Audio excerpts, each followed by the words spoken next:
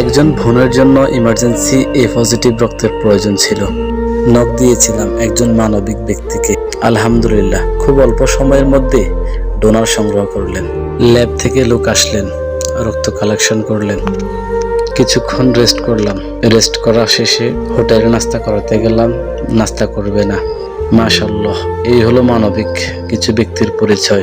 এমন কিছু ডোনার ভাইদের সাথে আমার দেখা হয়েছিল যাদেরকে আমি নাস্তা খাওয়া তো দূরের কথা, যাদেরকে আমি ভাড়া পর্যন্ত দিতে পারি নাই, গাড়ি ভাড়া পর্যন্ত নেই নাই। এই সমস্ত মানবতার ফেরিওয়ালাদের জন্য মন থেকে দোয়া রইল।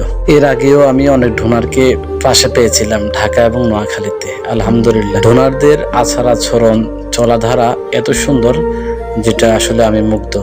সর্বশেষে বলতে চাই, একজন ডোনারকে হসপিটাল নেওয়া থেকে খাওয়া দাওয়া শেষে বাড়ি পৌঁছানো পর্যন্ত গাড়ি ভাড়া দেওয়া আপনার কর্তব্য। নিতে না চাইলেও আপনি জোর করে দিবেন, আপনি আপনার দায়িত্ব পালন করবেন।